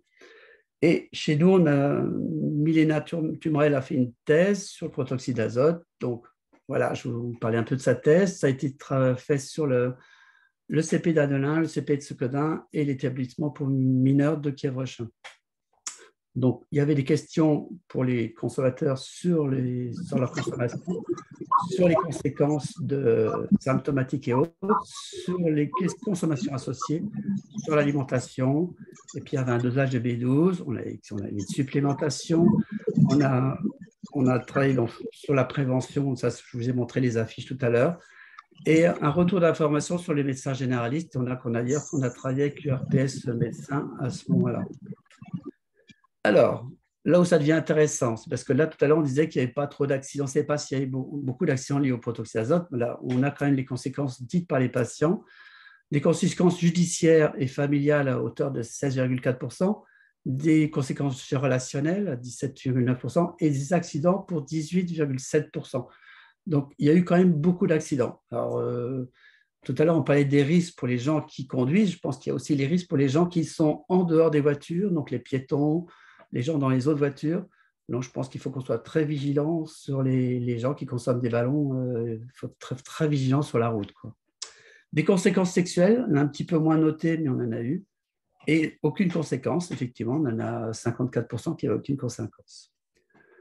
Les symptômes, quand même, neurologiques en priorité, 71%, des troubles du sommeil, des troubles psychiatriques, des troubles respiratoires et aucun trouble, 26%. Donc, ils ont quand même beaucoup de symptômes, même si ça a été que ponctuel, qu'à un moment donné, et ça s'est estompé, et du coup, ils ont complètement squeezé le truc, ils n'ont pas vu de médecin pour ça.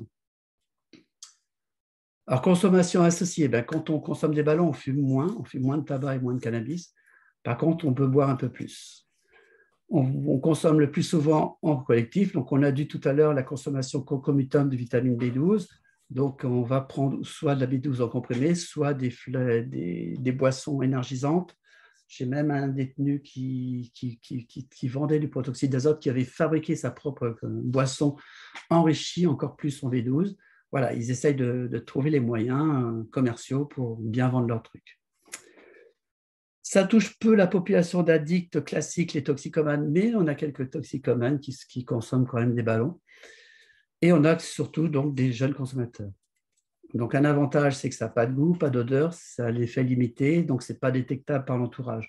Donc c'est aussi, je pense c'est quelque chose dont on n'a pas parlé, mais qui a été noté par pas mal de détenus, c'est qu'il y a beaucoup de filles dans les quartiers qui consomment pas mal de proto, peut-être pas en grande quantité, mais qui en consomment, parce que justement, ça n'a pas de goût, ça n'a pas d'odeur, c'est fait limiter, la famille ne peut rien détecter, Et il y a même des mecs qui me disent, ben moi, pour emballer une fille, il faut du proto, sinon je ne peux pas emballer de fille.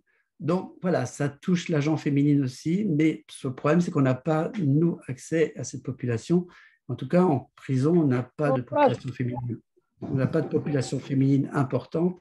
Et la seule population féminine qu'on va avoir, ce sera effectivement des patients plutôt addicts, des grosses toxicomanies, enfin des choses beaucoup plus compliquées.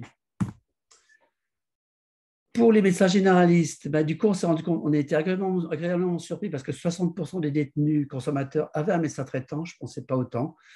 Du coup, Milena a contacté ses médecins généralistes, donc elle n'a pas réussi à les contacter tous, mais elle a quand même vu qu'elle a quand même une réponse à ces questions. Donc, plus de 50% des médecins n'ont aucune source d'information sur le proto.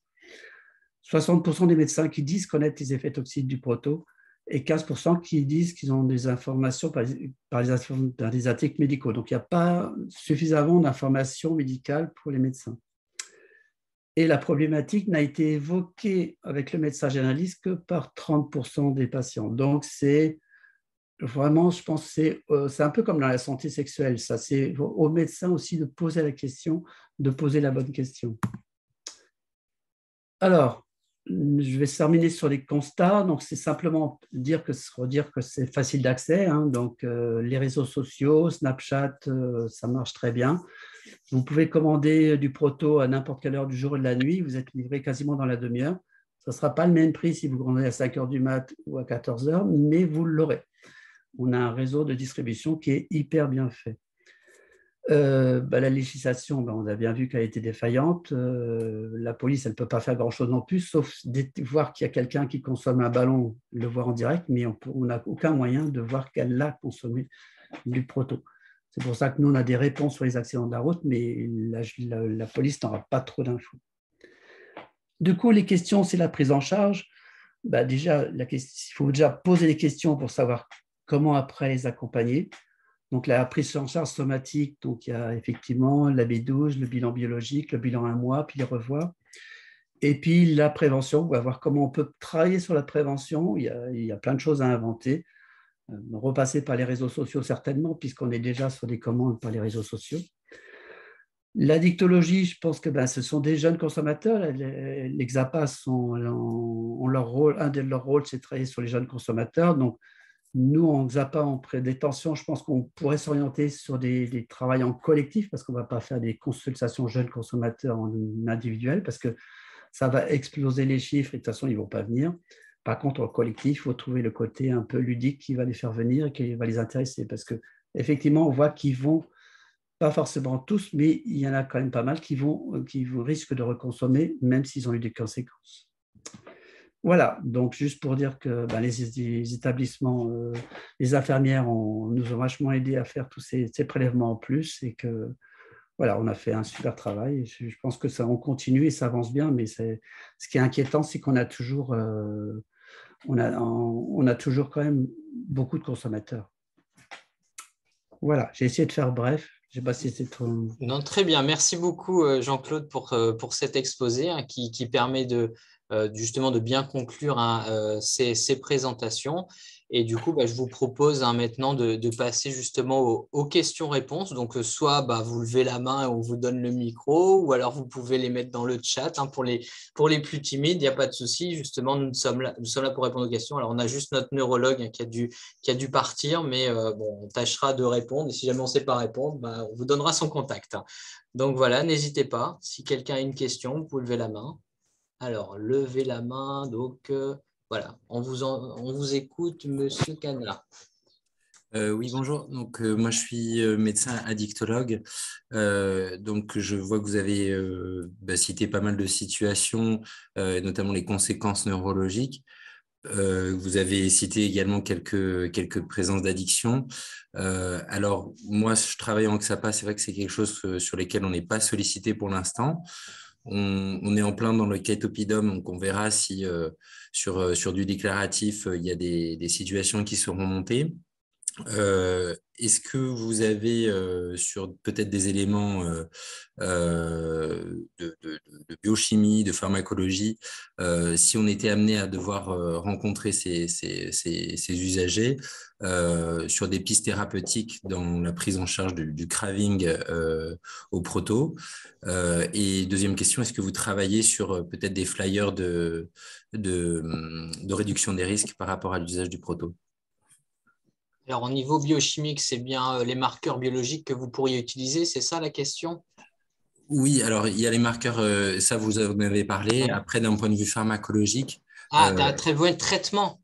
oui, en termes de Très traitement. précoce. Aujourd'hui, dans la littérature, on rapporte peut-être l'addition de méthionine qui pourrait être en lien sur ça. Donc, c'est quelque chose qu'on est en train d'étudier, juste la concentration de méthionine chez ces patients, mais il n'y a pas d'étude interventionnelle en cours. Ça arrivera peut-être dans les années à venir, on l'espère. Mais aujourd'hui, en thérapeutique, c'est que l'arrêt de la consommation et la B12. Mais c'est vrai que sur les patients qui ne régressent pas, là, on va vers d'autres pistes. Mais aujourd'hui, dans la biochimie, c'est malheureusement trop précoce pour ça.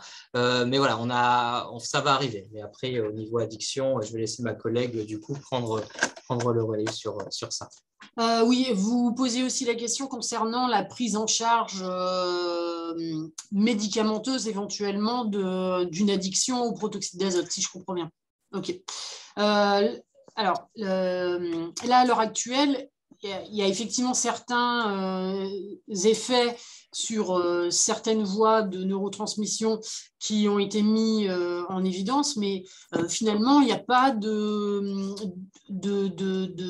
grosses preuves, d'une part, et d'autre part, il n'y a pas une seule voie forcément qui soit impliquée ou une voie prédominante. Donc, du coup, il n'y a pas actuellement de traitement ni de piste thérapeutique concernant l'addiction au protoxyde d'azote. Ça va être une gestion d'une addiction, je dirais presque sans produit, donc d'une prise en charge, je dirais, classique, sans support médicamenteux, en fait. Alors, par contre, c'est vrai que il y a Monsieur Sivery qui travaille en addictologie de liaison, où ils ont évalué des patients. Ils ont vraiment des patients qui parfois ont cote 11 sur 11 au DSM-5.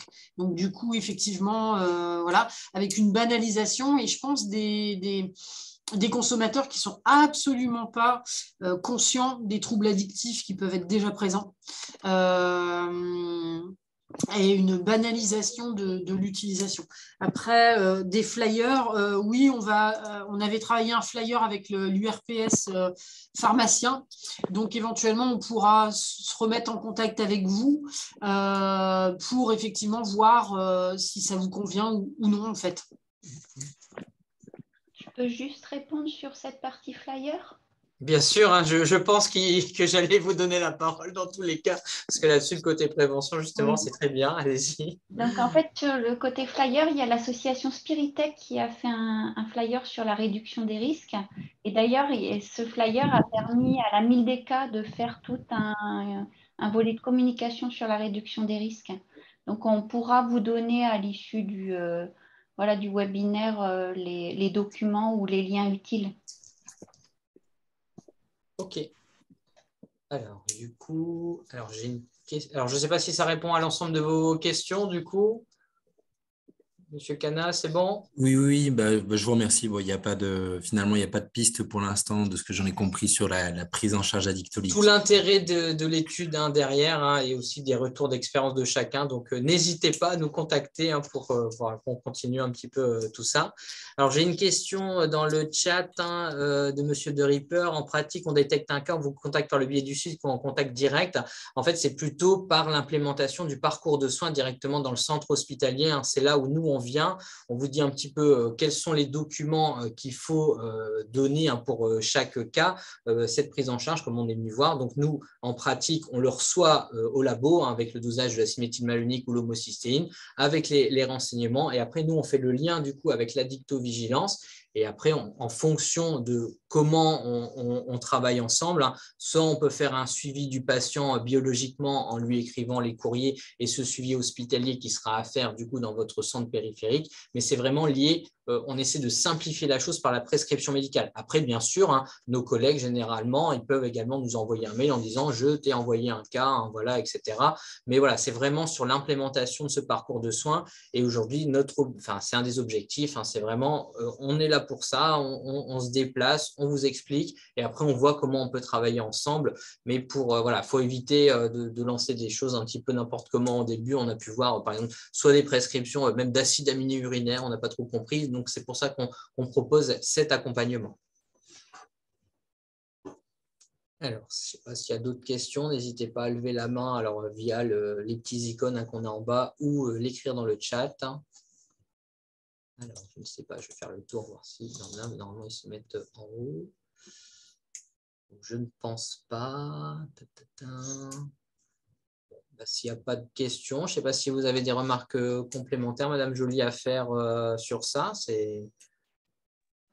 Peut-être juste réinsister si tout le monde n'était pas connecté au début, c'est que fort de cette problématique, en fait, l'ARS vient de lancer un marché public pour mettre en place vraiment une grosse campagne de communication digitale envers les jeunes, donc 15-25 ans. Donc, les choses vont être mises en place d'ici la fin de l'année, début d'année prochaine. L'idée, c'est vraiment de travailler, d'avoir de la communication sur les réseaux sociaux pour toucher les jeunes. Donc, tant donner de l'information en fait sur la problématique, mais aussi informer l'entourage et aussi informer sur les structures d'accompagnement et de prise en charge. Et l'idée, en fait, c'est on va faire appel vraiment à une boîte de com. Donc, c'est vraiment utiliser, alors voilà, moi, je ne maîtrise pas du tout ces termes en termes de communication, mais c'est d'avoir vraiment des vidéos un peu trompe-l'œil qui puissent arriver sur les réseaux, donc en fonction de ce que les jeunes regardent, et pouvoir finalement les interpeller. Et on a même eu des propositions. Là, pour l'instant, on ne sait pas encore quelle agence de communication on va avoir, mais il y a même eu des propositions d'agences de com en disant on crée un faux site de livraison et puis derrière, voilà, on donne de l'info. Donc vraiment, on va essayer d'utiliser les codes des jeunes pour aller les toucher.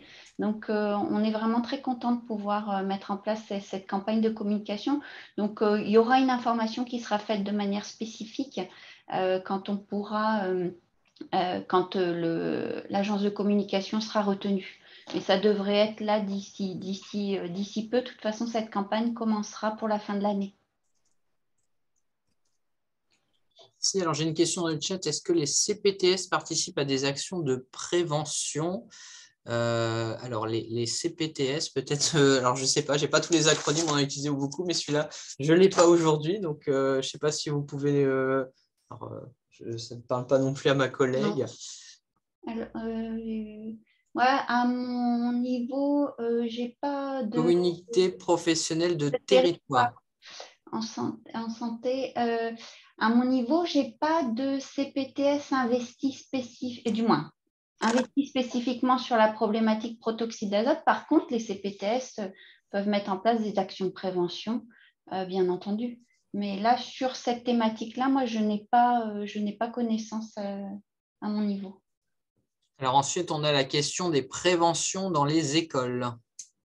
Oui, donc on finance, donc l'ARS finance l'association Addiction de France, donc ex-AMPA, pour intervenir auprès des professionnels en contact avec les jeunes. Donc, il y a des actions qui sont menées là-dessus. Et par ailleurs, on a aussi, j'en profite, un e-learning qui a été aussi réalisé par l'association Addiction France, qui est à l'intention de l'ensemble des professionnels. Et il y a aussi des infirmières scolaires qui ont pu être sensibilisées dans ce cadre. Merci. Oui, bonsoir docteur. J'en profite parce que je vois la question effectivement de l'information dans les écoles. Alors, je suis ici non professionnelle de santé parce que je suis avocat et On a un problème de crack local qui concerne le Compiègnois. Alors, c'est un épiphénomène français, malheureusement. Et on a monté l'action de prévention cette année en faisant aussi une information sur le proto. Et on passe dans les classes de 5e, mais on a été surpris d'avoir 2 types de consommateurs, ceux effectivement qui vont commander la capsule et qui vont faire la consommation entre copains parce qu'ils ont vu les vidéos sur TikTok ou autre, et surtout parce qu'on a, je dirais, un modèle économique absolument épouvantable de nos vendeurs de crack ici, ceux qui arrivent en soirée avec les bonbonnes, avec les conséquences dommageables qu'on connaît. Alors, c'est vrai que nos actions sont purement locales. Actuellement, moi, je travaille avec des avocats. On commence à former les avocats sur Béthune, sur Arras. On développe effectivement, ce sont des actions purement bénévoles. Alors, l'équipe, elle est formée d'avocats, de magistrats de parquet, d'un médecin. Et puis, on a des gendarmes aussi, préventeurs, qui nous sont prêtés par le garde des Sceaux. Et je peux vous dire, pour être encore allé pour la journée du droit hier dans un collège, malheureusement, ça s'installe. Et ça nous, voilà, les principaux de collège sont extrêmement soucieux. Et c'est vrai que je suis très contente de voir qu'il y a un appel d'offres qui va être fait parce que si on veut toucher les gamins, il faut être très clair, c'est les réseaux, c'est TikTok.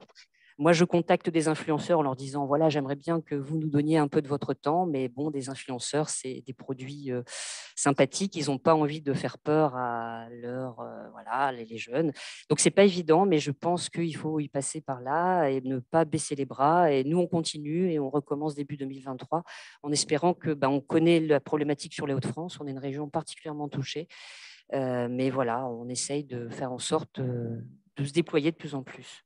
Donc voilà, dans les écoles, les 5e, c'est super jeune, mais il y a du consommateur. Nous, spécialement de crack, on a un jeune dealer de 12 ans là, qui a été arrêté juste avant les vacances. Donc notre épiphénomène local, voilà, on tente de développer notre action sur la Hauts-de-France. Je voulais témoigner. Alors je vous remercie de m'avoir permis d'assister à cette conférence très technique, mais c'est vrai qu'il y a des choses qui nous parlent par rapport effectivement au réseau de distribution ou autre. Mais là, je voulais vous dire que ça se développe et on ne baisse pas les bras. Et merci en tout cas de vos actions aussi sur le plan médical. Alors, Mme Del, je pense que vous allez pouvoir devenir un notificateur auprès du centre d'addictovigilance de Lille, des Hauts-de-France, justement sur la situation, que ce soit en termes de crack ou de protoxyde d'azote. Donc, du coup, je me permettrai, si vous m'y autorisez, je vais récupérer votre adresse pour pouvoir vous recontacter après dans la semaine pour justement avoir des informations à ce propos qui sont hélas très intéressantes pour nous. Très bien, avec plaisir. Merci. Alors, nous avions une question sur la prise en charge thérapeutique et consensus de prise en charge. Donc, malheureusement, aujourd'hui, il n'y a pas de recette miracle. On l'a dit tout à l'heure, c'est l'arrêt de la consommation de protoxyde d'azote. Alors, au début, on mettait la vitamine B12 par voie intramusculaire, mais vous savez, vous avez des patients qui ne sont déjà pas observants. Donc, la voie orale est largement suffisante.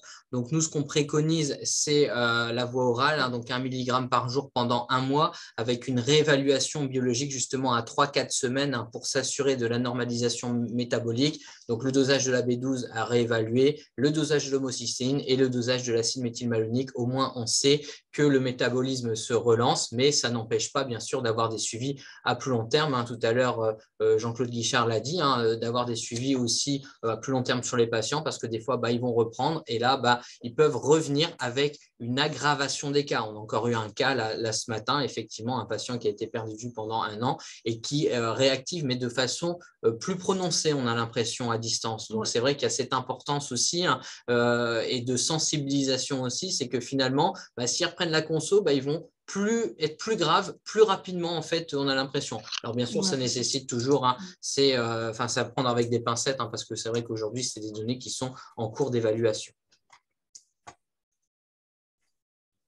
Alors, on fait le tour, n'hésitez pas, on est encore là. Ok, bon, s'il n'y a plus de questions, en tout cas, n'hésitez pas, vous avez l'adresse mail avec le lien de connexion. S'il y a des questions complémentaires, des demandes sur d'autres choses, nous on fait le relais. On a cette adresse générique protoxyde@chulil.fr qui nous permet de réorienter en fonction des questions. Vous avez bien vu qu'il y a divers spécialistes du coup dans la filière. On essaie toujours d'apporter une réponse. Donc, en tout cas, je vous remercie tous. Je remercie tous mes collègues qui ont participé, qui ont fait des super présentations ce soir. C'est vrai que ça, c'est super. L'ARS également pour son soutien au quotidien et également l'organisation de ce webinaire. Nous essaierons de le mettre en replay si possible. Donc, on va voir si la technique nous le permet. Mais en tout cas, merci pour toutes vos questions, l'animation et tout. Mais en tout cas, il y aura peut-être des versions prochaines de ce webinaire avec les nouvelles études, les nouvelles recommandations. On réalise par exemple une étude dans les pharmacies d'officine actuellement pour savoir comment aussi on peut déclencher un petit peu la parole, avoir des témoignages sur ça. Donc, il y aura certainement d'autres choses qui seront peut-être sur la fournée 2023. Nous verrons. Mais en tout cas, merci à tous. Merci à vous. Bonne soirée. Merci, bonne soirée. Au revoir. Ouais.